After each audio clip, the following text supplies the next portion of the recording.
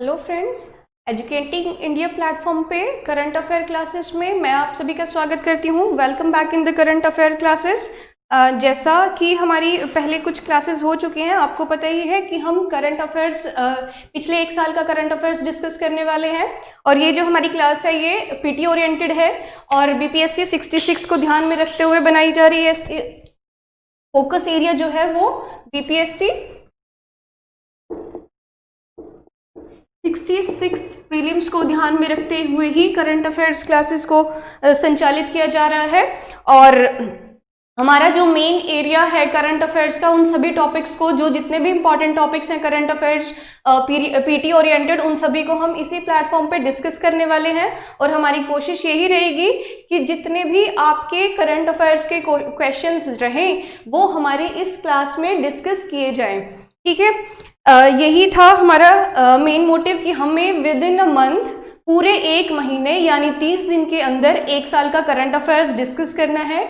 और जैसा आप सभी लोग डिमांड कर रहे हैं कि क्लासेस का जो टाइम है वो कम करें, क्योंकि मेरी क्लास का जो टाइमिंग है वो 35 to 40 मिनट ही रहता है, तो इससे कम तो पॉसिबल नहीं हो पाएगा। और क्योंकि हमें एक साल का करंट अफेयर डिस्कस करना है, तो ये एक्सटेंड हो सकता है और पर कम नहीं हो पाएगा। ठीक है, इसी के साथ आज का हमारा पहला टॉपिक ये है भारत मार्केट।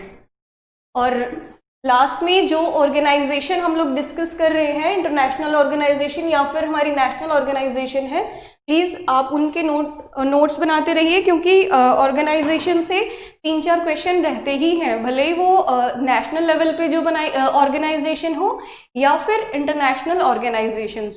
ठीक है, बट हम कोशिश करेंगे कि सारी जितनी भी इम्पोर्टेंट जो अभी समिट और जितने भी सम्मेलन हुए हैं उन सभी को एक बार कवर कर पाए, जो इम्पोर्टेंट एटलीस्ट वो इस प्लेटफॉर्म पे डिस्कस हो, जिनके चांसेस बहुत ज़्यादा हैं, जिससे आपको पीटी में कोई समस्या नहीं हो।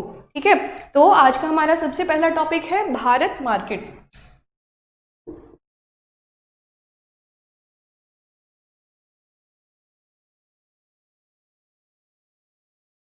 जैसा मैंने आपको बताया है कि जब भी आप कोई क्वेश्चन देखें उसमें सबसे पहले जो की पॉइंट है उसको पकड़िए। आपके दिमाग में सबसे पहला क्वेश्चन यही आना चाहिए कि उसका एम क्या है, किस लिए बनाया गया है और किस मिनिस्ट्री के अंडर आता है। फाइन, इतनी सी बात किसी भी टॉपिक के रिगार्डिंग आपको पता होनी चाहिए, आपको डीप में नहीं जाना है। अभी जो है थोड़ा सा फास्टर रिवीजन और करंट अफेयर को करने का ही टाइम है। आप जितना डीप में घुसोगे आप कंफ्यूज होते चले जाओगे। तो इसीलिए हम लोगों की जो प्लानिंग है वो यही है कि आपको पीटी में सक्सेस दिलवाना ही मुख्य एम है, और उसके बाद हम मेंस की भी क्लासेस लेके आएंगे। हमारा जैसा कि एम है साथ सक्सेस तक आपको पहुंचाना। ठीक है, एनी हाउ बाय हुक और क्रुक आपको सक्सेस दिलवाना ही एजुकेटिंग इंडिया प्लेटफॉर्म का मुख्य उद्देश्य है। इसके लिए हम हिस्ट्री की क्लासेस, ज्योग्राफी की क्लासेस ऑलरेडी आप लोगों की चल रही है। आई होप आप सभी लोग बने होंगे वहां पे भी। ठीक है, तो सबसे पहला जो हमारा करंट अफेयर का टॉपिक है वो है भारत मार्केट। आपको पता होना चाहिए कि भारत मार्केट जो है सबसे पहले किससे संबंधित है।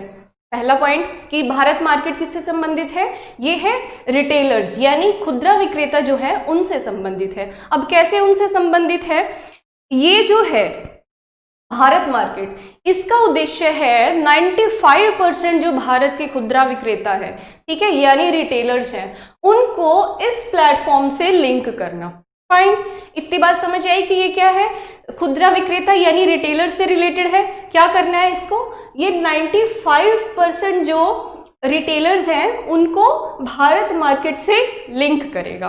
क्यों करेगा, क्योंकि इसका मुख्य उद्देश्य है जो हमारे रिटेलर्स हैं उनकी कैपेबिलिटीज को बढ़ाना, उनकी क्षमताओं को बढ़ाना ही इसका उद्देश्य है। इसीलिए ये मैक्सिमम रिटेलर्स को भारत मार्केट से जोड़ना चाहता है। ये लॉन्च किसके द्वारा किया गया है, ये है confederation of all India traders. Fine, किसके द्वारा लॉन्च किया गया है, confederation of all India traders. किसके द्वारा लॉन्च किया गया है ये प्रोजेक्ट, ये है confederation of all India traders.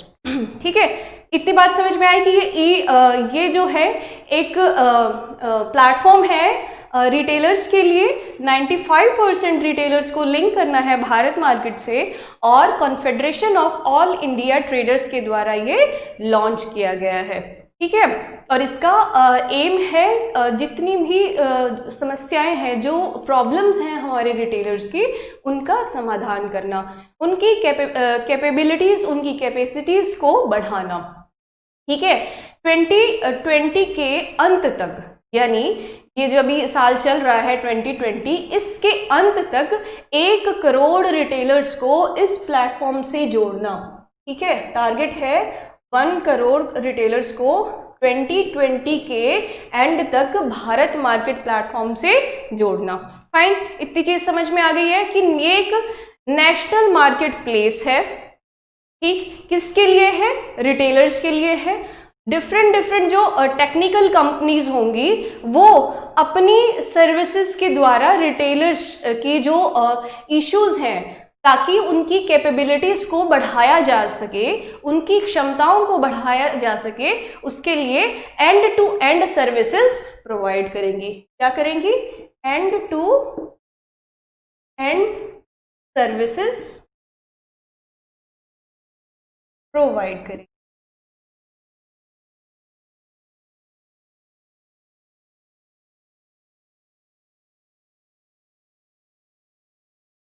I hope आप लोगों को समझ आया होगा कि ये इसमें है क्या, किससे संबंधित है और इसका उद्देश्य क्या है। ठीक है, ये एक प्रकार का नेशनल ई मार्केट प्लेस है।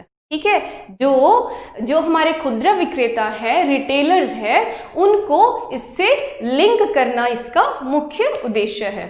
ठीक है, और इसको लॉन्च किया गया है CAIT, यानी confederation of all India traders. ठीक है, ये आपको समझ में आया। अगला जो हमारा टॉपिक है वो है ज्योग्राफिकल इंडिकेशंस।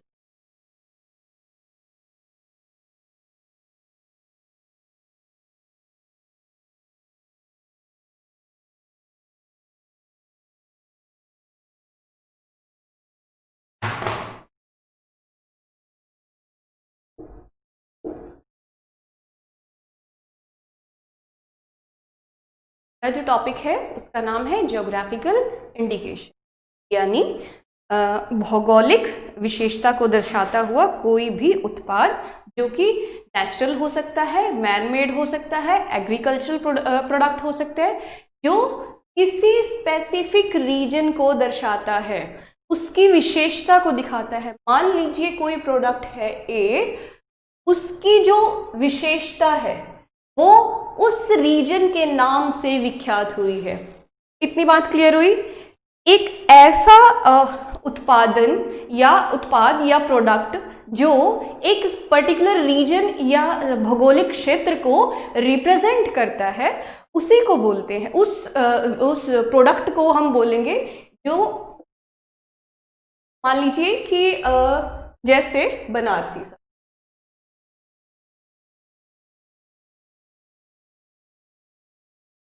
अब भारत में बनारसी सिल्क साड़ी जो है GI का टैग मिला हुआ है।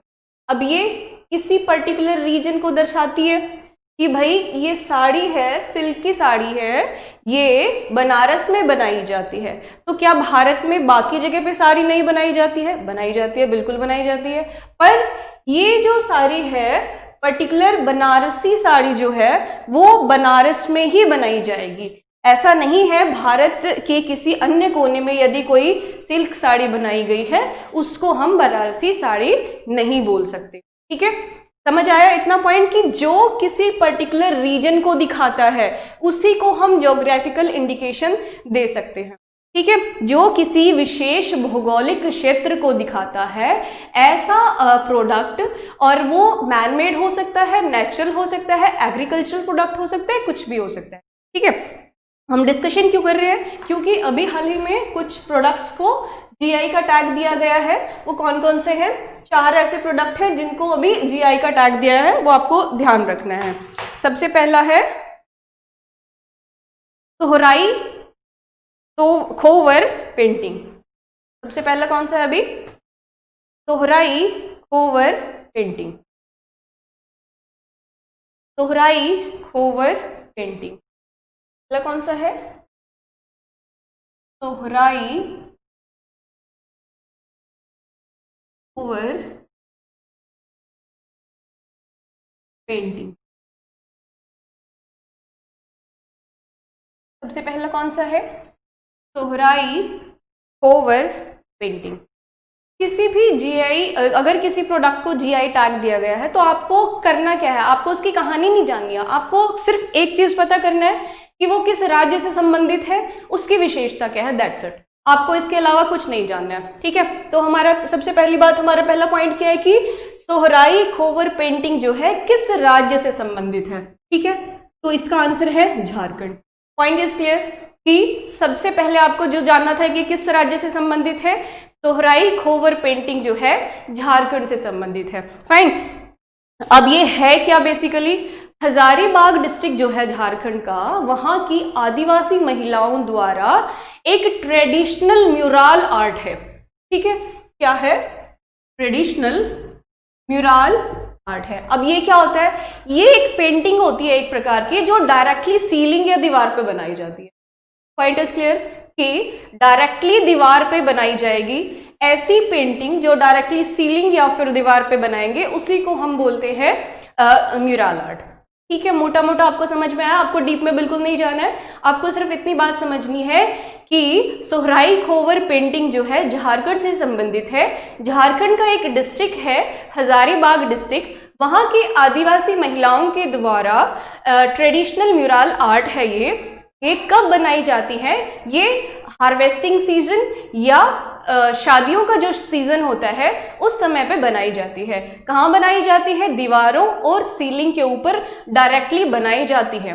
किसी भी परमानेंट सरफेस के ऊपर इस पेंटिंग को बनाया जाता है, ठीक है। ये थी सोहराई खोवर पेंटिंग। आपको समझ आया कि सोहराई खोवर पेंटिंग जो है झारखंड से है संबंधित है और आदिवासी महिलाओं के द्वारा डायरेक्टली दीवारों और सीलिंग्स पे बनाया जाता है, ठीक है। सेकंड है तेलैया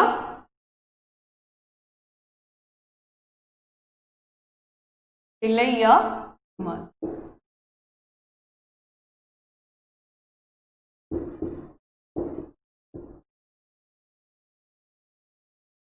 ठीक है।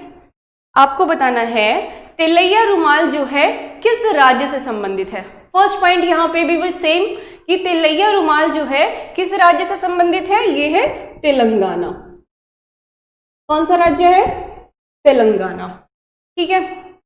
आपको जैसा नाम से भी कुछ इंडिकेशन मिलेंगे। अब रुमाल से आपको ये बात तो क्लियर हो गई कि इसमें कपड़े का यूज होगा, इसमें सूती कपड़े का यूज होता है। फर्स्ट पॉइंट, ये एक प्रकार की पेंटिंग होती है जो सूती कपड़े पे की जाती है। इसमें 3 रंगों का यूज होता है। कौन कौन से? रेड, वाइट और ब्लैक।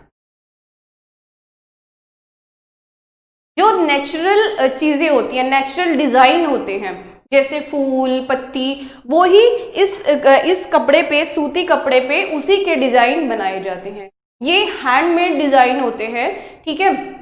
और इसमें एक इक्कत ट्रेडिशन, क्या है? इक्कत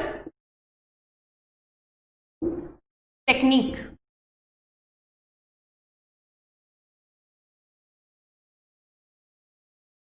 इक्कत टेक्निक के द्वारा इस जो पेंटिंग को जो पेंट किया जाता है ये कपड़ा, ठीक है, उसमें यूज होने वाली टेक्निक का नाम है इक्कत टेक्निक। और इस ओवरऑल इसको बोलते हैं ikat tradition. Fine. Ikat tradition क्या है और इक्कत जो टेक्निक है वो क्या है? इक्कत टेक्निक जो है वो है एक डाइंग टेक्निक, ठीक है। उस कपड़े के जो हम सूती कपड़ा यूज करेंगे उसको डाई करने की जो टेक्निक होती है उसी को इक्कत टेक्निक बोलते हैं और इस ओवरऑल ट्रेडिशन को बोलते हैं इक्कत ट्रेडिशन, ठीक है। इतनी बात आपको समझ में आई कि ये क्या है? या इसमें एक सूती कपड़ा यूज होता है, उस पर पेंटिंग की जाती है, हैंडमेड पेंटिंग होती है, नेचुरल जो डिजाइन होते हैं उनको बनाया जाता है, जो वेरियस टाइप ऑफ वेजिटेशन हो सकती है, कोई भी डिजाइन हो सकता है, ठीक है, उसका यूज किया जाता है। और इसमें इक्कत टेक्निक जो है, डाइंग टेक्निक है, उसका यूज होता है। और इस ओवरऑल इसको बोलते हैं ikat tradition. I hope you all are getting my point कि तिलैया रुमाल है क्या। तिलैया रुमाल जो है तेलंगाना से संबंधित है। कपड़े के ऊपर जो है पेंटिंग की जाती है, और ये जो पेंटिंग है इक्कत टेक्निक के द्वारा डाई की जाती है।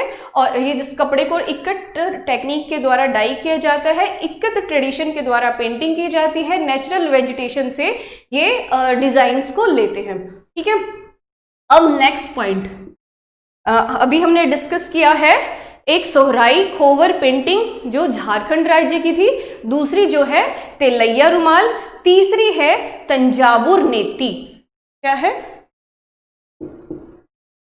तंजावुर नेती।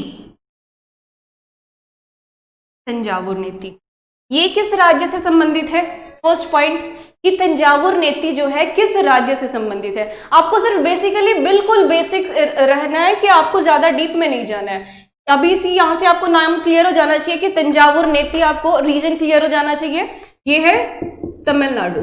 फाइन, तंजावुर नेती जो है तमिलनाडु राज्य से संबंधित है। अब पॉइंट उठता है कि ये है क्या चीज। नेती जो है किसको बोलते हैं? एक दलदली पादप यानी एक प्लांट होता है जो दलदली एरिया में होता है, उसके अंदर प्लांट का जो इंटरनल पार्ट होता है, मान लीजिए एक लकड़ी है जो जिसका जो ये इंटरनल पार्ट है, इस लकड़ी का इंटरनल पार्ट, इसी को नेती बोलते हैं। दलदली क्षेत्र में उत्पन्न होता है ये पौधा, और इसके जो इस पौधे के इंटरनल पार्ट, ठीक है, किसी लकड़ी, कोई लकड़ी हुई उस पौधे की, उस लकड़ी का जो इंटरनल पार्ट होता है उसको नेती बोलते हैं। उस नेती का यूज किया जाता है डिफरेंट जो आर्ट फॉर्म्स है उसको बनाने में, ठीक है।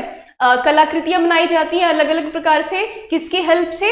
नेती के हेल्प से। अब पहली बात आपको नेती समझ में आना चाहिए कि नेती क्या होता है और किस प्रकार की जगह पे होता है। दलदली पादप पदार्थ होता है, उसको उसकी जो लकड़ी होती है उसका यूज किया जाता है different type of art forms बनाने के लिए, और ये एक प्रकार का ट्रेडिशनल आर्ट फॉर्म है। जो पौधा है उसको बोलते हैं एथिनोमेन एस्पेरा। आपको ये याद रखने की जरूरत नहीं है, आपसे कोई नहीं पूछेगा इस पौधे का नाम, बट फिर भी आपको पता होना चाहिए ये है एथिनोमेन एस्पेरा। और इस पौधे की लकड़ी का यूज होता है, जो उसकी नेती होती है उस लकड़ी को यूज करके ही different type of art forms बनाए जाते हैं। फाइन, इतनी बात मुझे लगता है कि आपको तीनों जो जीआई टैग है उनके बारे में क्लियर हो जाना चाहिए। पहला है Sohrai Khovar painting, second is Telia Rumal, third is Thanjavur Netti, and then fourth is Ambavur wood carving. आपको ऐसे ही याद रखना है ये अंबावुर वुड कार्विंग।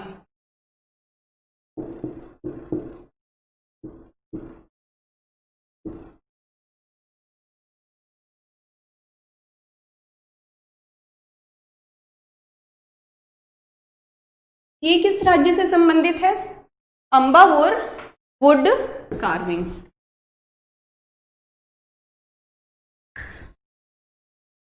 अंबावुर वुड कार्विंग, सबसे पहले सेम क्वेश्चन, ये किस राज्य से संबंधित है? ये है तमिलनाडु। फाइन, तमिलनाडु राज्य से संबंधित है अंबावुर वुड कार्विंग। और ये है क्या? ये लकड़ी का यूज करके नक्काशी तैयार की जाती है, डिफरेंट टाइप ऑफ स्ट्रक्चर्स बनाए जाते हैं, और इसमें 3 जो पेड़ है उनकी लकड़ी यूज होती है। उन 3 पेड़ों का नाम आपको याद रखना है, नीम, शीशम और आम। फाइन, 3 पेड़ों की लकड़ी, ये नक्काशी जो है, आर्ट फॉर्म जो है, ये बनाए जाएंगे किन किन पौधों की, पेड़ों की लकड़ियों से? नीम, शीशम और आम। फाइन, नीम, शीशम और आम की लकड़ी से अलग अलग प्रकार की नक्काशी तैयार की जाती है।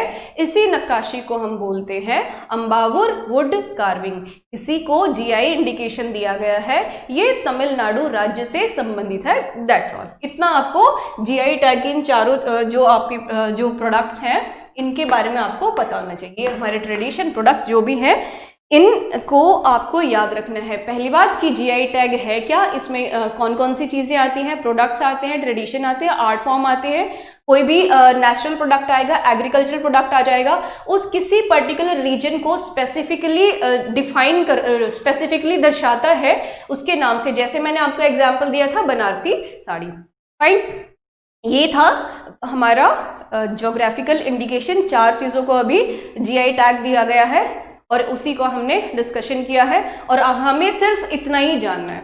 फाइन, नेक्स्ट है हमारा संकल्प पर्व।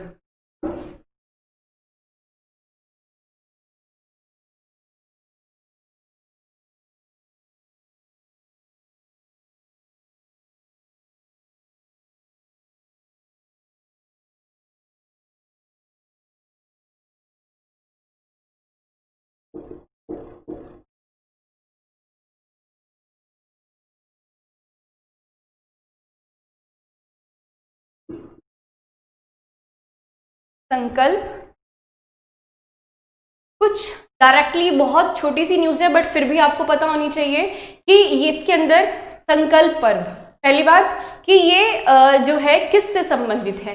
ये जो है ये एक कैंपेन है, वृक्षारोपण कैंपेन है। फाइन, और ये कैंपेन किस मिनिस्ट्री के द्वारा लॉन्च किया गया है? क्योंकि ये वृक्षारोपण से संबंधित है, आप सभी इसको MOEFCC से संबंधित इसको मानोगे। ठीक है, ministry of environment, forest and climate change से संबंधित ये नहीं है। फाइन, आपको ध्यान रखना है इसकी स्पेसिफिकली ये किस मिनिस्ट्री का प्रोग्राम है। संकल्प पर्व जो है मिनिस्ट्री ऑफ कल्चर के अंडर आता है और ये जो कैंपेन है किसके द्वारा चलाया जा रहा है? मिनिस्ट्री ऑफ कल्चर के द्वारा चलाया जा रहा है। फाइन, संकल्प पर्व किस मिनिस्ट्री के द्वारा चलाया जा रहा है? मिनिस्ट्री ऑफ कल्चर के द्वारा। हमारे जो प्रधानमंत्री हैं मोदी जी, उनकी इच्छा अनुसार इस कैंपेन को चलाया जा रहा है और उनकी इच्छा क्या थी कि 5 प्रकार के विशेष रूप से पेड़ लगाए जाएंगे और इन्हीं पेड़ों का मेन फोकस रहेगा हमारे वृक्षारोपण अभियान में। और ये 5 पेड़ कौन कौन से हैं? बरगद, आंवला, पीपल, अशोक और बेल। कौन कौन से हैं? बरगद, आंवला,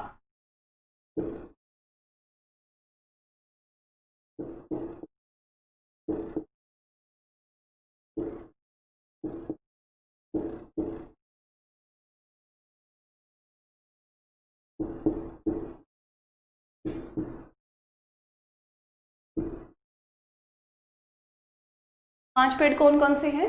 बरगद, आंवला, पीपल, बेल और फाइन। कि संकल्प पर्व जो है वृक्षारोपण से संबंधित है, मिनिस्ट्री ऑफ कल्चर के द्वारा चलाया जा रहा है। प्रधानमंत्री मोदी जी की इच्छा अनुसार ये प्रोग्राम जो है, ये कैंपेन जो है वो लॉन्च किया गया था। वो चाहते थे कि पीपल, आंवला, बरगद, बेल और अशोक का जो पेड़ है वो मैक्सिमम रूप से लगाया जाए। मतलब हमें इन पेड़ों को मैक्सिममली लगाना है इस वृक्षारोपण अभियान। वृक्षारोपण अभियान में किन मेन पेड़ों के ऊपर जोर दिया जाएगा लगाने पे? बरगद, आंवला, पीपल, बेल और अशोक। किस मिनिस्ट्री के अंदर आता है? Ministry of culture. Ministry of culture. इतनी बात आपको संकल्प पर्व के अंदर याद रखनी है। इसके अलावा आपको कुछ इसके बारे में नहीं जानना है, किस मिनिस्ट्री के अंडर आता है और क्या इसका एम है और कौन कौन से पेड़ इस कैंपेन के तहत लगाए जा रहे हैं। फाइन, नेक्स्ट टॉपिक है हमारा SBTI यानी science based target initiative. Science based target initiative. कई बार जो है इस प्रकार की एब्रीविएशंस डायरेक्टली पूछी जाती हैं और आपको सिर्फ उसकी फुल फॉर्म से ही आप अपना आंसर ठीक कर सकते हैं। तो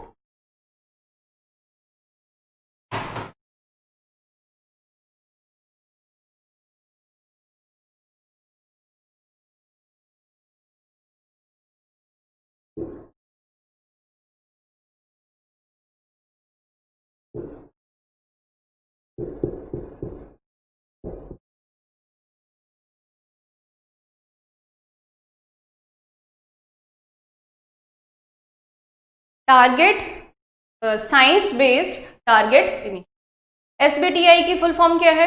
साइंस बेस्ड टारगेट इनिशिएटिव। सबसे पहली बात आपके एग्जाम में डायरेक्टली SBTI करके इस एब्रीवेशन के अंडर, मतलब डायरेक्टली आपके पेपर में SBTI पूछा जा सकता है। ठीक है, आपको पता होना चाहिए कि सबसे पहली बात, अगर आपको फुल फॉर्म पता है तो आप इसका जो क्वेश्चन है आगे बनाने में सक्सेसफुल होगे, अदरवाइज क्या होगा कि आप यहीं पे अटक जाओगे। इसीलिए कुछ एक जो एब्रीवेशन हम इस क्लास में डिस्कस करने वाले हैं, आपको ध्यान से सुनना भी है और लिखना भी है और क्वेश्चन ठीक भी करके आना है। फाइन, ठीक है। अभी हमारा जो टॉपिक है वो है साइंस बेस्ड टारगेट इनिशिएटिव। ये क्या है? ये एक मान, जैसा कि नाम से आपको पता चल रहा है कि ये विज्ञान आधारित है। ठीक है, साइंस बेस्ड है। अब इसमें पहला जो एक फैक्चुअल इंफॉर्मेशन वो ये है कि इस प्रोग्राम, इस इनिशिएटिव के अंडर भारत का पहला ऐसा बंदरगाह है जिसने हाल ही में इसको साइन किया है। ये है फैक्चुअल इंफॉर्मेशन। न्यूज में क्यों था? इसलिए था कि भारत का पहला बंदरगाह जिसने SBTI को साइन किया है उसका नाम है Adani ports and special economic zone. Adani ports and special economic zone limited. Adani ports special economic zone limited. ये पहला ऐसा बंदरगाह है भारत का जिसने इस इनिशिएटिव को साइन किया है। और दुनिया में कौन सा रैंक है इसका? 7वें नंबर का ये बंदरगाह है जिसने SBTI को साइन किया है। ये जो प्रोग्राम है ये 3 ऑर्गेनाइजेशन का कोलैबोरेशन है। 3 ऑर्गेनाइजेशन द्वारा मिलके इस कैंपेन को, इस इनिशिएटिव को सक्सेसफुल बनाया जा रहा है। फाइन, और वो कौन कौन सी है? United Nations Global Compact. First one is United Nation Global Compact. United Nations Global, first one is United Nation Global Compact. Second है वर्ल्ड वाइड फंड। सेकंड कौन सी है? World Wide Fund. Fine, 2 organisation होगी। Third one कौन सी है? World Resources Institute. कौन सी है? World Resources institute. फाइन, ये जो 3 ऑर्गेनाइजेशन है इनके कोलैबोरेशन से SBTI प्रोग्राम को लॉन्च किया गया है। इन तीनों के ही कोलैबोरेशन से इसको सक्सेसफुल बनाने की मुहिम है। फाइन, और ये कौन से हैं? United Nation Global Compact, second is world Wide fund, third is world Resources institute.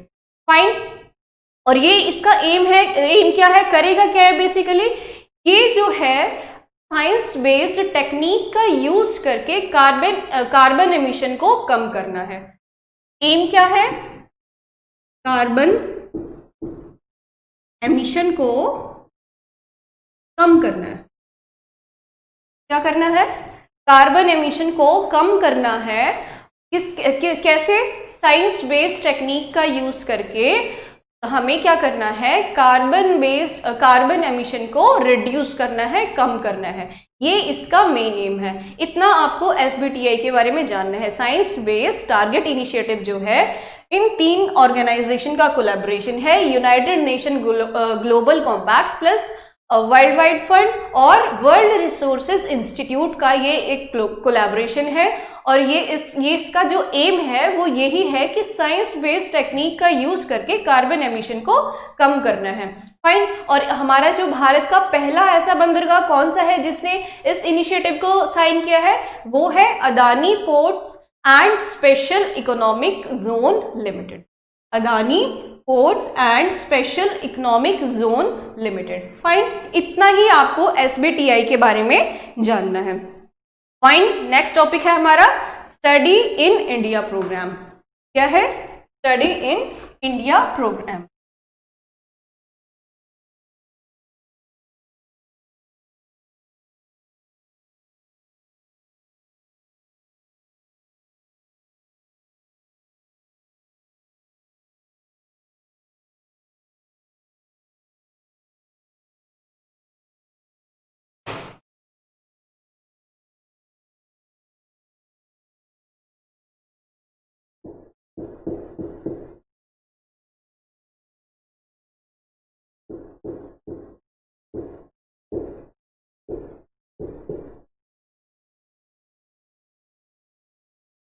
Study in India programme. जैसा कि आपको नाम से पता चल रहा है कि स्टडी इन इंडिया, भारत में पढ़ो, ठीक है, इतना आपको यहाँ से इंडिकेशन मिल गया है। इसका थीम क्या है? बेसिकली इसका थीम है study in India, stay in India. Fine.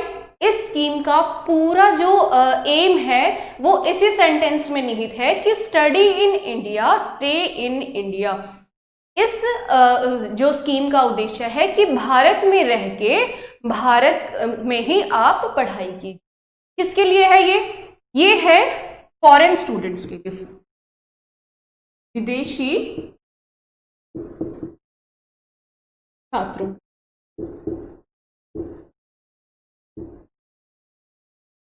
किसके लिए है? फॉरेन, जितने भी फॉरेन स्टूडेंट्स होते हैं, यानी कि विदेशी स्टूडेंट जो होते हैं, उनके लिए स्टडी इन इंडिया प्रोग्राम को लॉन्च किया गया है। और हमारे जो एक्सटर्नल अफेयर मिनिस्ट्री है और education ministry,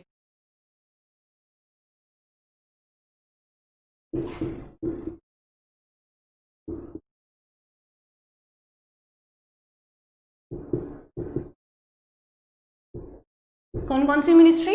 external affairs ministry और एमएचआरडी। और एमएचआरडी का नया नाम क्या है? Ministry of education. Ministry of education. तो मिनिस्ट्री ऑफ एजुकेशन और एक्सटर्नल अफेयर मिनिस्ट्री के द्वारा इस प्रोग्राम को अप्रूवल दिया गया है। अप्रूवल किसके द्वारा दिया गया है? Ministry of education and external affair ministry. Fine.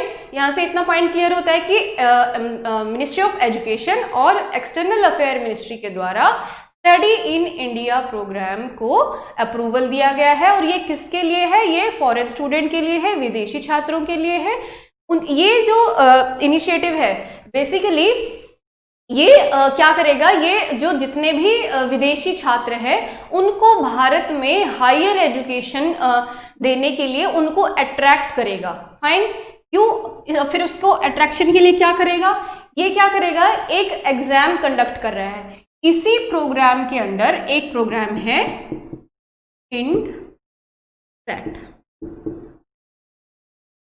क्योंकि हमें अपने देश में विदेशी छात्रों को लेके आना है, उनको आकर्षित करने के लिए हमें कुछ उनको प्रलोभन देने होंगे।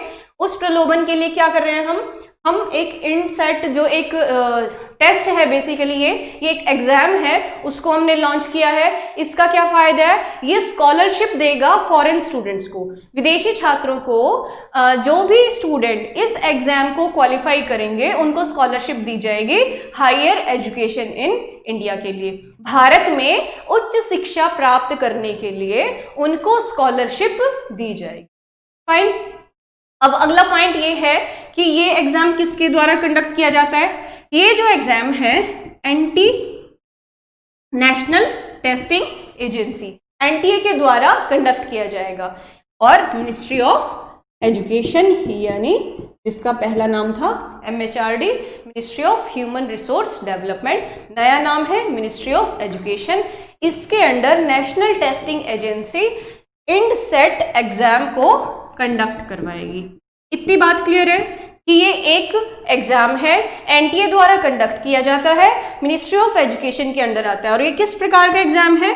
ये ऑनलाइन एग्जाम है। किस प्रकार का एग्जाम है? ऑनलाइन एग्जाम है। सिक्योर इंटरनेट के द्वारा ये एग्जाम कंडक्ट करवाया जाता है। फाइन। इतना पॉइंट क्लियर है। अब इसमें होगा क्या? इस एग्जाम में जितने स्टूडेंट्स बैठेंगे उनमें से कुछ स्टूडेंट्स सेलेक्ट किए जाएंगे, यानी कुछ स्टूडेंट इस एग्जाम को क्वालिफाई कर लेंगे। जो भी स्टूडेंट इस एग्जाम को क्वालिफाई करेगा उनको जो है स्कॉलरशिप दी जाएगी, ताकि वो भारत में हायर एजुकेशन यानी उच्च शिक्षा प्राप्त कर सके भारत में रह के। अब ये जो एग्जाम है पहली बार भारत में कंडक्ट करवाया गया। जो इसको हाल ही में भारत में कंडक्ट करवाया था, इसमें 5000 स्टूडेंट्स ने पार्टिसिपेट किया। कितने स्टूडेंट ने? 5000 विद्यार्थी इस एग्जाम में अपियर हुए। फाइन। 5000 विद्यार्थियों ने इस एग्जाम में भाग लिया। आपको याद रखना है कि ये जो फॉरेन स्टूडेंट थे ये किन किन देशों से थे? ये थे Nepal, Ethiopia, Bangladesh, Bhutan, Uganda, Tanzania, Rwanda, Sri Lanka, Kenya, Zambia, Indonesia and fine. इतनी बात क्लियर है कि ये स्टूडेंट कौन कौन से देशों से थे? Nepal, Ethiopia, Bangladesh, Bhutan, Uganda, Tanzania, Rwanda, Sri Lanka, Kenya, Zambia, Indonesia and Mauritius. Fine. ये जो एग्जाम है जब कंडक्ट किया गया था, ये एक सिक्योर इंटरनेट यानी प्रोटेक्टेड इंटरनेट के द्वारा कंडक्ट करवाया गया था। किसके द्वारा कंडक्ट करवाया गया था? एनटीए के द्वारा, नेशनल टेस्टिंग एजेंसी के द्वारा, मिनिस्ट्री ऑफ एजुकेशन के अंडर। ठीक है, और ये है स्टडी इन इंडिया प्रोग्राम। किसके लिए है? विदेशी छात्रों के लिए है। किस किस मिनिस्ट्री का कोलैबोरेशन है ये? कौन कौन से किस मिनिस्ट्री ने इसको अप्रूवल दिया है? एमएचआरडी और external affair ministry, ministry of human resource development यानी ministry of education and ministry of external affairs. Fine. Then INSAT क्या है? ये एक एग्जाम है। किसके लिए है? फॉरेन स्टूडेंट के लिए। इतनी सी बातें आपको इस के बारे में पता होना चाहिए, स्टे इन इंडिया प्रोग्राम के बारे में। फाइन। उसके बाद हमारा जो अगला विषय है वो है एक लेबोरेटरी से रिलेटेड।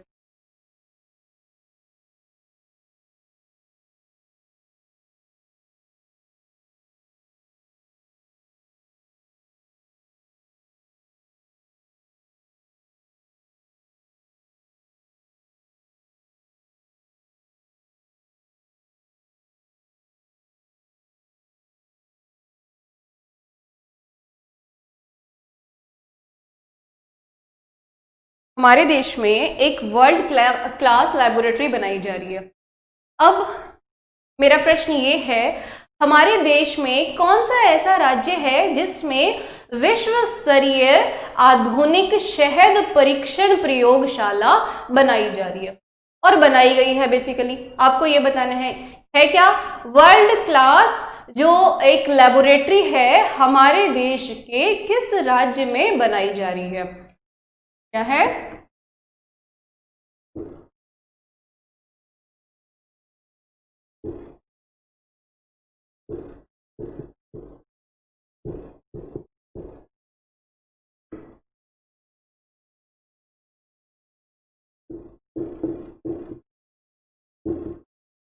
हमारे देश में एक विश्व स्तरीय आधुनिक शहद परीक्षण प्रयोगशाला बनाई जा रही है। ये बनाई जा रही है गुजरात में। किस राज्य में बनाई जा रही है? गुजरात में। फाइन।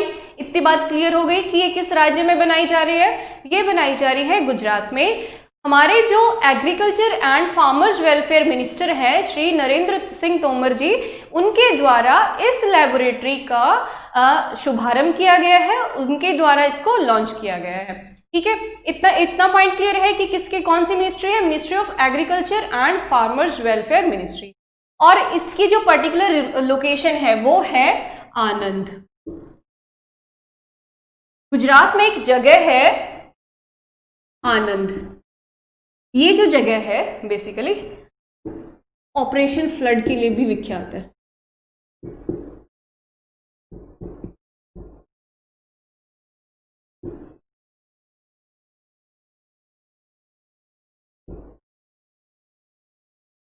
ऑपरेशन फ्लड जो है आनंद डिस्ट्रिक्ट जो गुजरात का है उसी में लॉन्च किया गया था। इसी के द्वारा विश्व जो हमारे भारत में विख्यात हुआ है, प्रसिद्ध हुआ है, ख्याति प्राप्त की है इसी जगह से। और ये जो है दूध से संबंधित था। 1970 के दशक में इस प्रोग्राम को लॉन्च किया गया था। अब इसी जगह पे ये जो आनंद डिस्ट्रिक्ट है, ये जो गुजरात का ये आनंद जो जगह है, यहाँ पे वर्ल्ड क्लास लेबोरेटरी बनाई जा रही है। किसके लिए? हनी टेस्टिंग यानी शहद के परीक्षण के लिए इस लेबोरेटरी का निर्माण हो रहा है। फाइन। ये जो लेबोरेटरी है नेशनल डेयरी डेवलपमेंट बोर्ड और नेशनल बी बोर्ड के द्वारा इसको बनाया जा रहा है। इस लेबोरेटरी को नेशनल डेयरी डेवलपमेंट बोर्ड और नेशनल बी बोर्ड के द्वारा कौन कौन? National Dairy Development Board. Fine, first one is National Dairy Development Board plus National Bee Board. Fine, आपको अगर आपसे आपके प्रश्न पूछा जाए कि ये जो लेबोरेटरी है किस किस के द्वारा बनाई जा रही है, कौन कौन से बोर्ड इसमें यूज है, कौन कौन सी संस्थाएं यूज है, तो आप बोलोगे नेशनल डेयरी डेवलपमेंट बोर्ड और नेशनल बी बोर्ड के सहयोग से इस जो हमारी जो प्रयोगशाला है इसका निर्माण किया जा रहा है। और ये किसके लिए है? ये है हनी टेस्टिंग के लिए, यानी शहद के परीक्षण के लिए इस प्रयोगशाला को बनाया जा रहा है। फाइन, हमारा जो एम है, हमें क्वालिटी जो हनी है यानी जो गुणवत्तापूर्ण शहद है उसका प्रोडक्शन करना है हमारे देश के अंदर। फाइन, शहद की क्वालिटी प्रोडक्शन में ये हेल्प करेगा। इतना पॉइंट क्लियर है क्यों इस प्रयोगशाला को बनाया जा रहा है? इसका उद्देश्य है शहद की क्वालिटी प्रोडक्शन में हेल्प करना। Fine, food safety and standard authority of India यानी FSSAI, food safety and standard authority of India के द्वारा अभी हाल ही में कुछ नए स्टैंडर्ड फिक्स किए गए हैं। किसके लिए? हनी के लिए, बी वैक्स के लिए, रॉयल जेली के लिए। फाइन, इन स्टैंडर्ड के ऊपर शहद खरा उतर रहा है या नहीं उसका परीक्षण इस लेबोरेटरी के अंदर किया जाएगा। और ये लेबोरेटरी कहाँ बनाई जा रही है? आनंद, गुजरात के अंदर। फाइन, इससे हमारे जो ऑलरेडी कुछ मिशंस चल रहे हैं जैसे इंटीग्रेटेड हॉर्टिकल्चर मिशन और नेशनल बी कीपिंग मिशन, उनको भी जो है प्रोत्साहन मिलेगा। ठीक है, क्योंकि उनका उद्देश्य भी बी कीपिंग से यानी कि मधुमक्खी का जो पालन है उसको बढ़ाना भी भारत एक जो मिशन है उसके अंदर उसका लक्ष्य। फाइन, इसका National Horticulture Development and National beekeeping Mission को भी ये सहयोग प्रदान करेगी। उनके उत्थान में भी ये महत्वपूर्ण रोल प्ले करने वाली है। क्या? ये जो लेबोरेटरी है वर्ल्ड क्लास जो लेबोरेटरी गुजरात के अंदर बनाई जाए। फाइन, इससे और क्या होगा? इससे जो है हमारे देश के अंदर स्वीट रेवोल्यूशन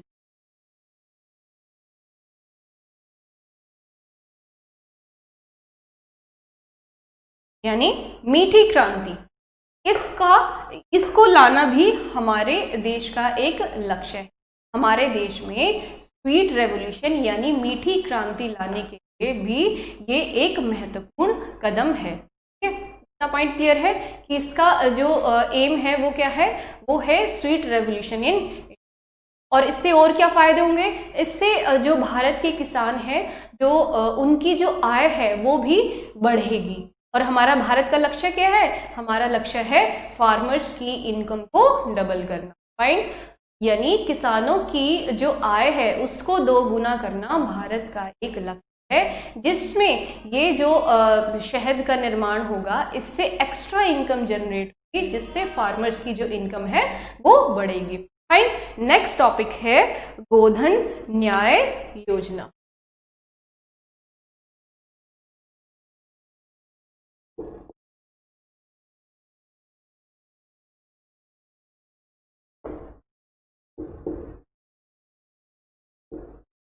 गोधन न्याय, फाइन, गोधन न्याय योजना। फर्स्ट पॉइंट, ये योजना किस राज्य में लॉन्च की गई है? पहली बात, किस राज्य में इसको लॉन्च किया गया है? ये छत्तीसगढ़ में लॉन्च की गई। किसके द्वारा लॉन्च की गई है? छत्तीसगढ़ के जो मुख्यमंत्री हैं भूपेश बघेल जी, उनके द्वारा इस स्कीम को लॉन्च किया गया है। फाइन, इतना पहली बात, सबसे पहले किसी स्कीम के बारे में जानने के लिए वो किस राज्य से संबंधित है, किसके द्वारा उसका उद्घाटन किया गया और उसका मेन उद्देश्य क्या है, इतनी बात आपको किसी भी स्कीम के बारे में जानना इंपॉर्टेंट। फाइन। अब ये जो स्कीम है छत्तीसगढ़ में लॉन्च की गई, सीएम भूपेश बघेल के द्वारा इसको लॉन्च किया गया है। अब इसमें करना क्या है, करेंगे क्या?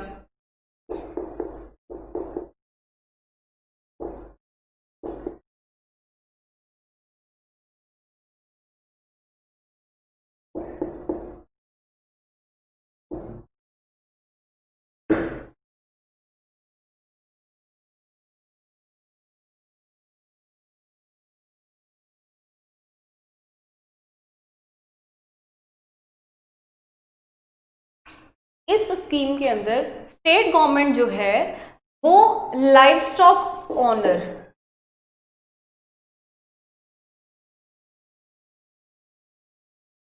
लाइव स्टॉक ऑनर से गोबर को खरीदेगा 2 रुपए प्रति किलो के हिसाब से।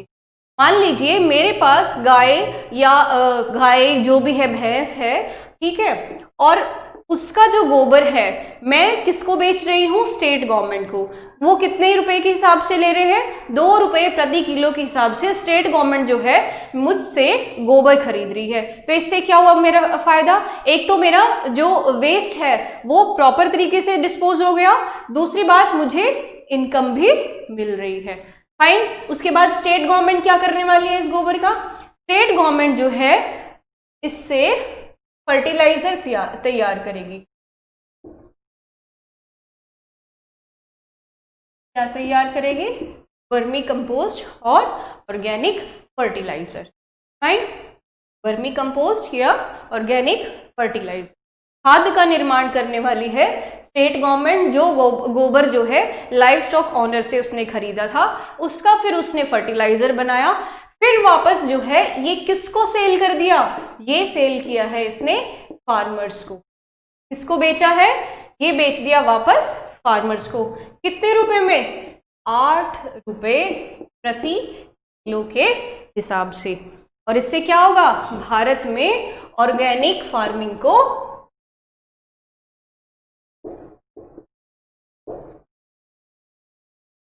बढ़ावा मिलेगा। फाइन।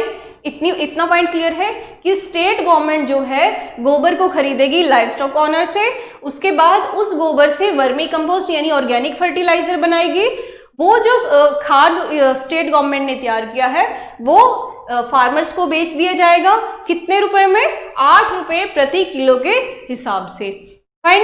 ये था जो गोधन न्याय योजना। अब इसके बेनिफिट्स क्या क्या है, क्या होगा इससे? पहली बात, जो रूरल इकोनॉमी है,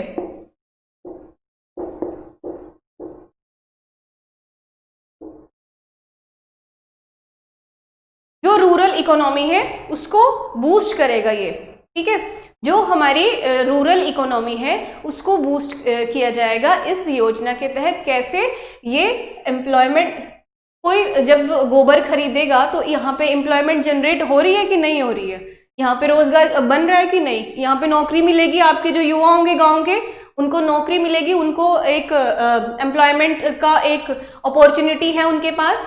ठीक है, उसके अलावा उनका सेल और परचेज भी हो रहा है, उनको खाद मिल रहा है, उनका जो वेस्ट है वो डिस्पोज हो रहा है, और जो वेस्ट था, गोबर था, उससे क्या होगा? जब वो प्रॉपर तरीके से मैनेज हो रहा है तो हमारे गांव जो है वो स्वच्छ बनेंगे, यानी हमारे गांव के जो सड़कें हैं, जो गलियां हैं वो साफ रहेंगी, क्योंकि प्रॉपर डिस्पोजल होगा हमारे वेस्ट का।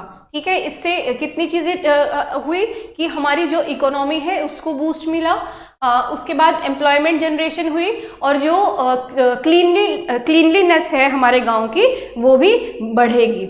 इतनी चीजें ठीक है। जो हमारे आवारा पशुओं की जो समस्या है कहीं ना कहीं वो भी इससे सॉल्व हो पाएगी। एक वन लाइनर है, आपको याद रखना है कि हमारा जो रूफटॉप सोलर एनर्जी की जो एम टारगेट था, roof top solar energy generation के लिए मार्च 2020 तक हमें 1922 मेगावाट जो सोलर एनर्जी है उसका उत्पादन करना हमारा उद्देश्य था। फाइन। ये आपको वन लाइनर है, पूछा जा सकता है एग्जाम में, सो प्लीज याद रखिए। ये है क्या, roof top solar energy generation. कितना, कब तक करना था, ये मार्च 2020 तक 1922 मेगावाट तक सोलर एनर्जी का उत्पादन करना था हमारे देश में। ठीक है, हमारे जो छतें होती हैं, छत के ऊपर सोलर पैनल के द्वारा और या जो भी आप प्रोजेक्ट आपने लगाया है, बेसिकली ये छतों पे लगाए गए सोलर पैनल से ही जो एनर्जी जनरेशन है, सोलर एनर्जी जनरेशन है, उसका टारगेट था मार्च 2020 तक 1922 megawatt solar energy generation. Fine, ये वन लाइनर के लिए प्लीज याद रखिए।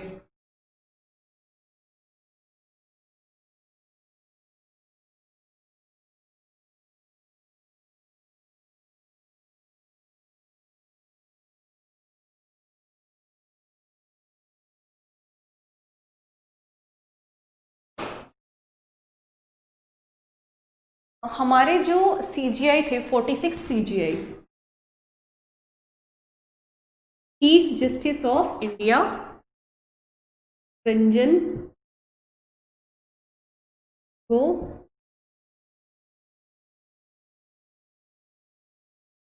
पहली बात, ये नॉर्थ ईस्ट के पहले CGI थे।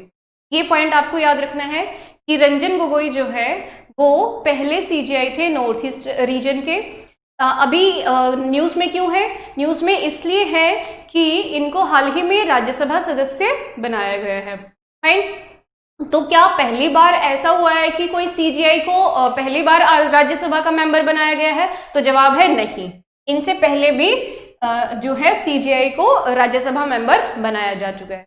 फाइन, अगर आपको स्टेटमेंट ये दे दी जाए रंजन गोगोई जी जो है पहले CGI हैं जिनको राज्यसभा सदस्य जो है वो नॉमिनेट किया गया है, तो स्टेटमेंट जो है वो रॉन्ग होगी। फाइन, तो आपको याद क्या रखना है कि हमारे जो रंजन गोगोई जी जो हैं उनको अभी हाल ही में राज्यसभा मेंबर बनाया गया है।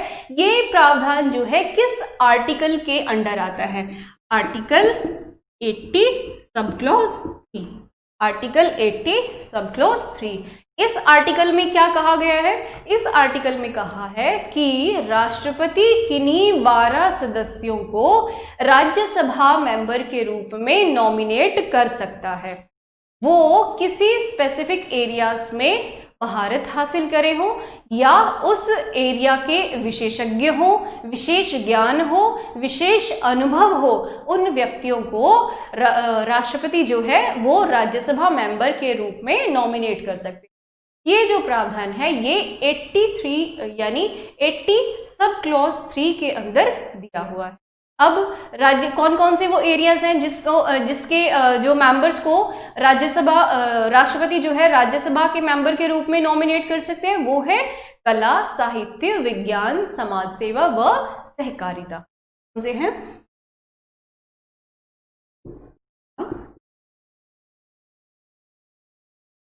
सेवा, सहकारिता, कला, समाज सेवा, सहकारिता, विज्ञान,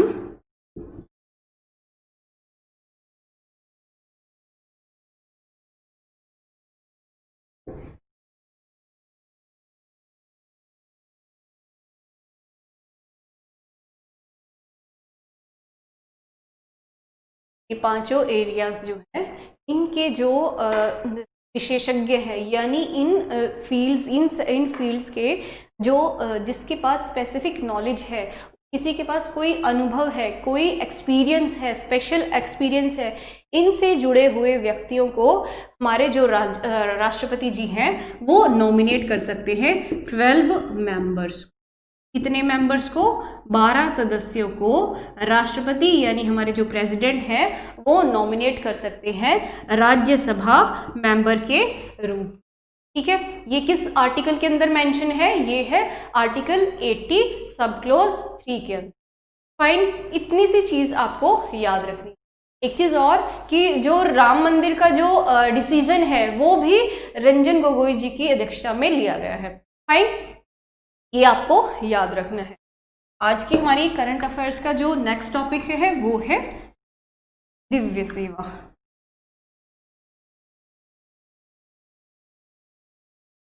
क्या है?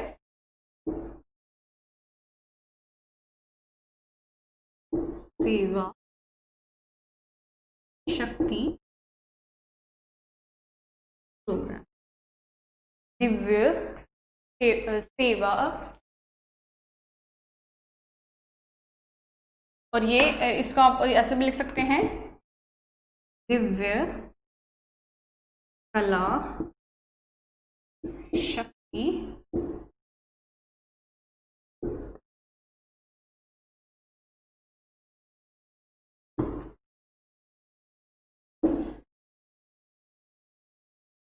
दिव्य कला, जैसा कि नाम से आपको पता चल रहा है दिव्य, दिव्य से आपको याद रखना है दिव्यांगजन। फाइन, याद कैसे रखना है? दिव्य यानी दिव्यांगजन से संबंधित है। पहली बात, ये जो कार्यक्रम है किससे संबंधित है? दिव्यांगजन से, डिसेबल्ड पर्सन। कैसे संबंधित है? ये जो स्पेसिफिक जो टैलेंट होता है हमारे दिव्यांगजनों में, यानी किसी भी व्यक्ति में किसी विशेष प्रकार का टैलेंट हो, क्षमता हो, वो भले ही आपकी कला के क्षेत्र में, संगीत के, नृत्य हो, कोई कलाबाजी हो, कोई भी विशेषता उस व्यक्ति में है, उसको एक प्लेटफॉर्म प्रोवाइड किया जाएगा। उसी प्लेटफॉर्म का नाम है दिव्य कला शक्ति कार्यक्रम। इसी प्लेटफॉर्म के द्वारा उसको सेवा प्रदान की जाएगी कि वो अपनी जो कैपेबिलिटीज हैं, अपने हुनर को प्रदर्शित करे। ठीक है, ये जो है इसका जो थीम है वो है अक्षमताओं में क्षमताओं का प्रदर्शन, यानी जो किसी व्यक्ति में डिसेबिलिटी है उसके होते हुए अपनी कला का प्रदर्शन करना। फाइन, अक्षमताओं में क्षमताओं का प्रदर्शन करना, यानी किसी व्यक्ति में किसी प्रकार की डिसेबिलिटी है, वो दिव्यांग है किसी कारणवश, और फिर उसके अलावा उसमें एक स्पेशल जो टैलेंट है वो किसी भी क्षेत्र का हो सकता है, उसका बेहतरीन प्रदर्शन वो कर पाए, उसके लिए इस प्रोग्राम को लॉन्च किया गया है और इसका नाम है दिव्य कला शक्ति कार्यक्रम। इतना इसके बारे में आपको सिर्फ इतना ही जानना है कि किससे रिलेटेड है और क्या है। फाइन, अब है हमारा टाइम करंट अफेयर्स में सिर्फ इतना ही आपको याद रखना है। अब है इंटरनेशनल ऑर्गेनाइजेशन, और हमारी एक नेशनल ऑर्गेनाइजेशन है जो है ट्राइफेड। क्या है?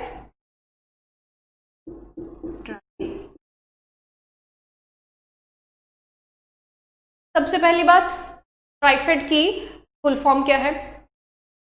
ट्राइफेड की फुल फॉर्म है tribal cooperative marketing development federation of India. क्या है full form? Tribal cooperative marketing development federation of India. क्या है? Tribal cooperative marketing development federation of India. पहली बात, ये अभी न्यूज में क्यों है? न्यूज में इसलिए है कि एक प्रोग्राम है उसको लॉन्च किया गया है, टेक फॉर ट्राइबल कर। प्रोग्राम का नाम क्या है? Tech for tribal. Tech for news में क्यों है? न्यूज में ये जो ट्राइफेड है इसलिए है कि इसने इस प्रोग्राम को लॉन्च किया है। नाम क्या है? Tech for tribal.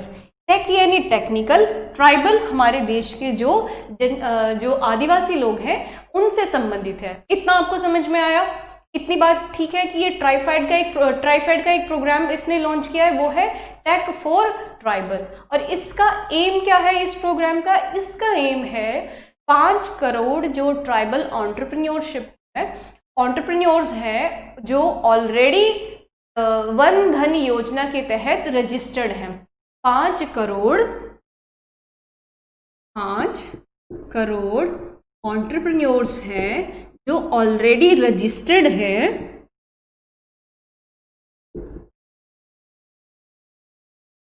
One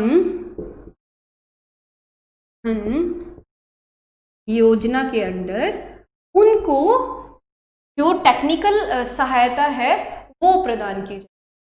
fine, क्यों की जाएगी? क्यों उनको हम टेक्निकल हेल्प दे रहे हैं? पहली बात, हमारा एम है जो हमारे ट्राइबल्स हैं उनकी कैपेसिटी को एनहेंस करना, कैपेसिटी बिल्डिंग करना, उनको स्किल प्रोवाइड करना, ताकि हमारे देश में जो उद्यमिता है, एंटरप्रेन्योरशिप है, उसको बढ़ाया जा सके। फाइन, इतना पॉइंट क्लियर है कि टेक फॉर ट्राइबल जो प्रोग्राम है उसका एम क्या है? उसका एम है कि 5 करोड़ जो ट्राइबल एंटरप्रेन्योर्स हैं जो ऑलरेडी वन धन योजना के अंडर रजिस्टर्ड है, उनकी कैपेसिटी बिल्डिंग में सहायता करना। कैपेसिटी बिल्डिंग कैसे? टेक्निकल हेल्प के द्वारा, उनकी स्किल डेवलपमेंट के द्वारा, ठीक है, इतनी सी बात। अब इसमें इस प्रोग्राम, ये जो प्रोग्राम है ये किस मिनिस्ट्री के अंडर है? ये एमएसएमई मिनिस्ट्री के अंडर।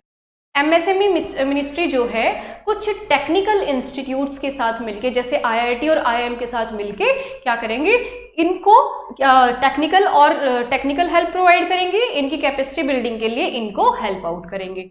फाइन। अब बात करते हैं ट्राइफेड। ट्राइफेड जो है 1987 में बना। कब बना? 1987 में। इसकी फुल फॉर्म मैंने आपको क्या बताई है? Tribal cooperative marketing development federation of India. Fine.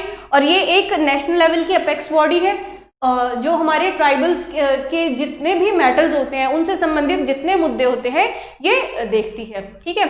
और इसका जो काम है, यानी इसकी फंक्शनिंग किस मिनिस्ट्री के अंडर आती है? इसकी जो फंक्शनिंग है वो मिनिस्ट्री ऑफ ट्राइबल, कौन सी मिनिस्ट्री के अंडर आता है ये? Ministry of tribal affairs. और अभी हाल ही में ट्राइबल मिनिस्टर कौन से हैं? अर्जुन मुंडा जी जो है ट्राइबल मिनिस्टर है। मिनिस्ट्री ऑफ ट्राइबल अफेयर्स के जो मिनिस्टर हैं वो हैं अर्जुन मुंडा जी। इतनी बात ठीक है। और इसका एम क्या है? इसका एम है socio economic development of tribal people. Bharat के जो आदिवासी वर्ग है उनका सामाजिक और इकोनॉमिक उत्थान करने में जो ट्राइफेड है वो महत्वपूर्ण रोल प्ले करेगा। Fine. Socio economic development of tribal people इसका एम है ट्राइफेड का। इतनी बात आपको याद रखनी है ट्राइफेड के रिगार्डिंग। अब है हमारी नेक्स्ट जो ऑर्गेनाइजेशन है वो हम डिस्कस करने वाले हैं वर्ल्ड बैंक। वर्ल्ड बैंक से पहले आपको पता होना चाहिए एक वर्ल्ड बैंक ग्रुप होता है जिसमें 5 ऑर्गेनाइजेशंस होती है। वर्ल्ड बैंक ग्रुप में 5 ऑर्गेनाइजेशन है। और वो 5 ऑर्गेनाइजेशन कौन कौन सी है? IBRD यानी international bank for reconstruction and development. International bank for reconstruction and development, IBRD, international bank for reconstruction and development. Fine. IBRD क्या है? सबसे पहली ऑर्गेनाइजेशन है जो वर्ल्ड बैंक ग्रुप का हिस्सा है। दूसरी है international development association, international development association, IDA। Fine. उसके बाद थर्ड वन है international finance corporation, international finance corporation. Fine. Third one आपको क्लियर हो गई। उसके बाद है मीगा यानी multilateral investment guarantee agency, multilateral investment guarantee agency यानी मीगा।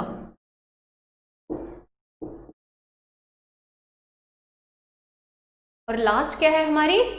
International centre for settlement of investment dispute, international centre for settlement of investment dispute, international centre for settlement of investment dispute. Right. ये जो 5 organisation है ये world bank group के अंदर है। और world bank जो है इन 2 ऑर्गेनाइजेशन का समूह है। वर्ल्ड बैंक आप मोटा मोटा याद रखिए कि क्या है। वर्ल्ड बैंक जो है IBRD plus Indian development association से मिलके बना है। इसको, इन दोनों को कलेक्टिवली हम कहते हैं world bank. Fine. International bank for reconstruction and international development association को कलेक्टिवली वर्ल्ड बैंक। फाइन। अब ये वर्ल्ड बैंक जो है इसको कब बनाया गया था? इसको 1944 में बनाया गया था। ये पॉइंट आपको याद रखना है। 1944 में वर्ल्ड बैंक को बनाया गया था। 1944 में ब्रिटेन वुड कॉन्फ्रेंस थी, एक ऑर्गेनाइज की गई थी एक कॉन्फ्रेंस जिसका नाम था ब्रिटेन वुड कॉन्फ्रेंस। उसमें दो ऑर्गेनाइजेशन को बनाया गया था, एक था वर्ल्ड बैंक, दूसरा इसकी सिस्टर ऑर्गेनाइजेशन जिसका नाम था IMF। फाइन, इतना पॉइंट क्लियर है। कौन सी कॉन्फ्रेंस के अंदर वर्ल्ड बैंक का निर्माण हुआ है? वो है ब्रेटन वुड कॉन्फ्रेंस। फाइन, कब हुआ है? 1944 के। फाइन, इसका जो हेडक्वार्टर है वो है वॉशिंगटन DC के। कहाँ पे है इसका हेडक्वार्टर? हेडक्वार्टर है वॉशिंगटन DC।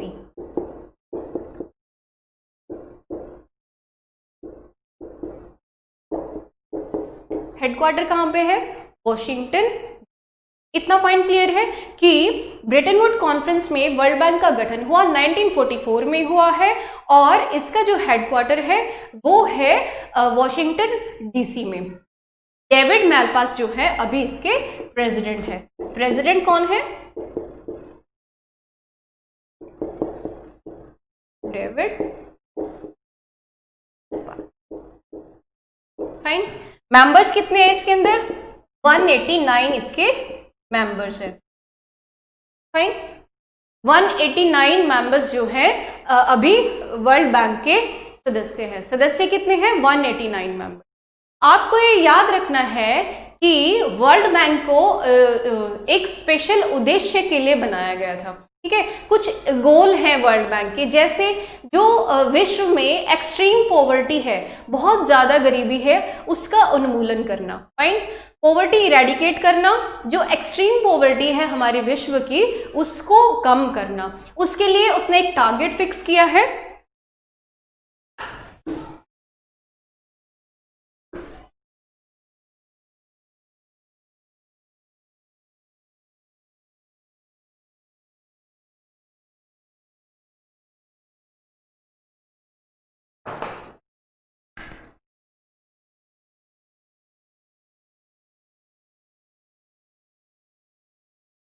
एक टारगेट फिक्स किया है, वो है पॉवर्टी को कम करना, यानी गरीबी को कम करना। वो टारगेट कितना है? हमारे विश्व की 3% जनसंख्या जो बहुत ज्यादा गरीब है, उस वो जो गरीबी है, यानी हमारे विश्व की जो बहुत ज्यादा गरीब जनसंख्या है, वहां से 3% गरीबी को कम करना है। ठीक है, टारगेट कितना है? 3% जो एक्सट्रीम पॉवर्टी है उसको रिड्यूस करना है। कब तक? 2030 तक। कब तक करना है? 2030 तक। क्या गोल है वर्ल्ड बैंक का? ये है कि एक्सट्रीम पॉवर्टी को इरेडिकेट करना है 3% तक। कब तक? 2030। 3% पॉवर्टी इरेडिकेट करनी है, यानी 3% जो एक्सट्रीम गरीबी है, बहुत ज्यादा गरीबी है, उसको कम करना है 2030 तक। फर्स्ट पॉइंट क्लियर है। उसके बाद सेकंड है क्या? ये प्रमोट करेगा शेयर्ड प्रोस्पेरिटी।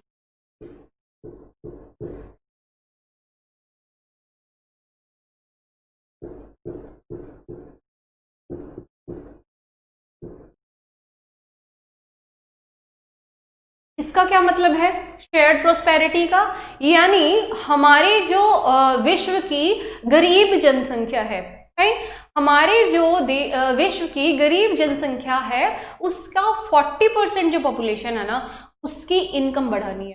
कितनी? 40% गरीब जनसंख्या की इनकम बढ़ानी है, आय बढ़ानी है, वो इसका दूसरा लक्ष्य है। कितनी परसेंट? 40% इनकम को बढ़ाना है। किसकी इनकम को बढ़ाना है? जो गरीब जनसंख्या है विश्व की। फाइन, विश्व की गरीब जनसंख्या का जो गरीब जनसंख्या है उनकी आय को बढ़ाना है। कितना प्रतिशत? 40% जो पॉपुलेशन है उनकी आय बढ़ानी है। ठीक है, उसके अलावा जो थर्ड गोल है वो है sustainable development.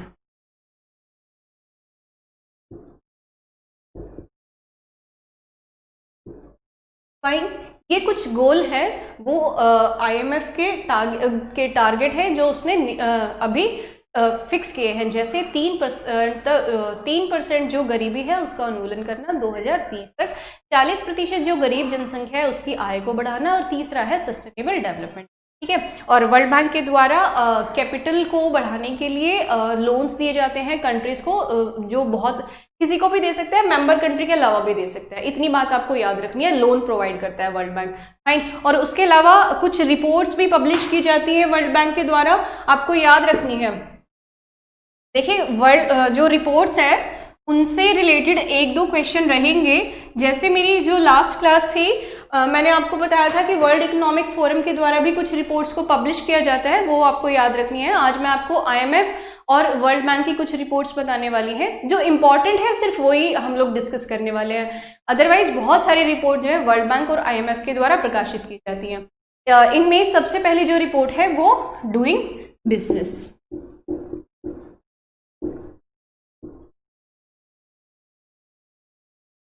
Doing business report जो है किसके द्वारा प्रकाशित की जाती है? वो वर्ल्ड बैंक के द्वारा प्रकाशित की, किसके द्वारा रिलीज की जाती है? वर्ल्ड बैंक के द्वारा। Second is global economic prospect. Global economic prospectus. Fine. पहली है doing business report, second is global economic prospects, third is global financial development report. Global financial development नाम है global financial development report. Doing business report, global economic prospectus report, third is global financial development report and fourth one is world development report.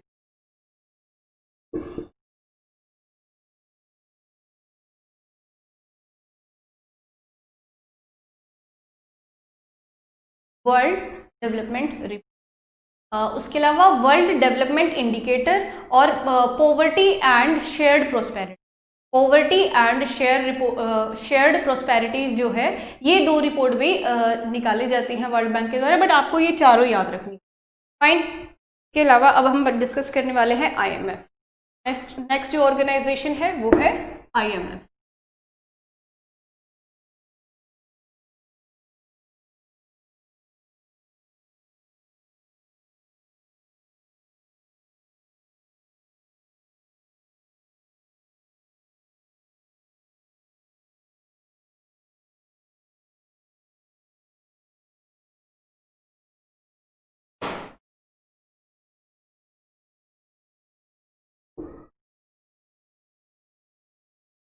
जैसा कि मैंने आपको अभी बताया था कि 1944 में ब्रिटेन वुड जो कॉन्फ्रेंस है उसको ऑर्गेनाइज किया गया था।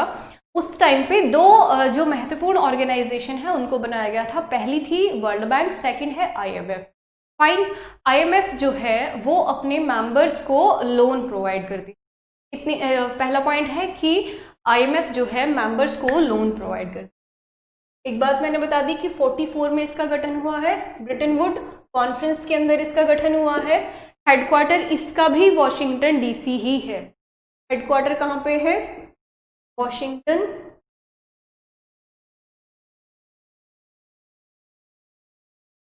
हेडक्वार्टर कहाँ पे है? Washington DC. फाइन। इसको 1944 में बनाया है, ब्रिटेन वुड कॉन्फ्रेंस के अंदर इसको बनाया गया है। अभी मैनेजिंग डायरेक्टर जो है वो क्रिस्टलिना है और भारतीय मूल की जो गीता गोपीनाथ है, गीता गोपीनाथ जो है वो चीफ इकोनॉमिस्ट है। क्या है? चीफ इकोनॉमिस्ट है आईएमएफ। कौन है? नाम क्या है? गीता गोपीनाथ। फाइन। गीता गोपीनाथ जो है चीफ इकोनॉमिस्ट है आईएमएफ की और वो भारतीय मूल की है। फाइन। इसका हेडक्वार्टर बता दिया। 189 के भी सदस्य जो हैं वो 180। मेंबर्स कितने हैं? 189। फाइन। इतनी चीज आपको क्लियर हुई। उसके अलावा जो आपको जानना है वो ये है कि आईएमएफ जो है दो इंपॉर्टेंट रिपोर्ट्स को पब्लिश करता है। दो इंपॉर्टेंट रिपोर्ट को पब्लिश करता है आईएमएफ और रिपोर्ट्स का नाम है, इन दोनों को, ये जो रिपोर्ट्स हैं वो बहुत इंपॉर्टेंट है, बार बार एग्जाम्स में पूछी जाती है, इसलिए प्लीज इनको याद रखिए। World economic outlook, economic